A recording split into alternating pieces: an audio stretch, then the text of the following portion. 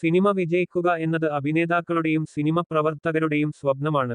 ഇപ്പോൾ കോടി ക്ലബ്ബുകളാണ് സിനിമയുടെ വിജയത്തിന്റെ അടിസ്ഥാനമായി പലരും കണക്കാക്കുന്നത്. ഇന്നത്തെ സാഹചര്യത്തിൽ ഇന്ത്യൻ സിനിമകൾ 100 കോടി ക്ലബിൽ കയറുക എന്നത് സാധാരണമാണ്. എന്നാൽ 500 കോടി എത്തുക അത്ര എളുപ്പമുള്ള കാര്യമല്ല. നിരവധി സിനിമകൾ റിലീസായിട്ടും 2025-ൽ 500 കോടി ക്ലബിൽ കയറിയ ഒരേയൊരു ഇന്ത്യൻ ചിത്രമേയുള്ളൂ. 2025-ൽ ഇതുവരെ ഏറ്റവും കൂടുതൽ കളക്ഷൻ നേടിയ ഇന്ത്യൻ ചിത്രം ലക്ഷ്മൺ ഉടേക്കർ സംവിധാനം ചെയ്ത ചാവയാണ്. ഛത്രപതി സംഭാജി മഹാരാജായി വിക്കി കൗശൽ അഭിനയിച്ച ചാവയിൽ രശ്മിക മന്ദാനയാണ് നായിക.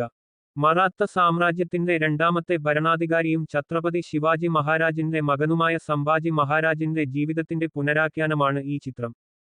ഫെബ്രുവരി 14-നാണ് ചിത്രം തിയേറ്ററിൽ എത്തിയത്. സാക്സിൽക്കിന്റെ കണക്കുകൾ പ്രകാരം ചിത്രം ലോകമെമ്പാടുമായി 807.6 കോടി രൂപ വരുമാനം നേടി. അതിൽ 600 കോടിയിലധികം രൂപ ഇന്ത്യൻ വിപണിയിൽ നിന്ന് മാത്രം ലഭിച്ചതാണ്. ആദ്യദിനം തന്നെ ഇന്ത്യയിൽ നിന്നും 33 കോടി രൂപയും ലോകമെമ്പാടുമായി 50 കോടി രൂപയും കളക്ഷൻ നേടിയിരുന്നു.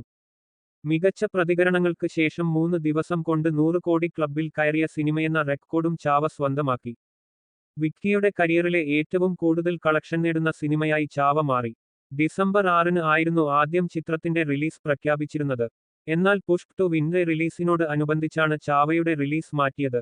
അക്ഷയ് ഖന്ന, അശുതോഷ് റാണ, ദിവ്യ ദത്ത, നീൽ ഭൂപാലും എന്നിവരും ചിത്രത്തിൽ പ്രധാന വേഷങ്ങളിലെത്തി. മഡോക്ക് ഫിലിംസിന്റെ ബാനറിൽ ദിനേശ് വിജയൻ ആണ് ചിത്രം നിർമ്മിച്ചത്.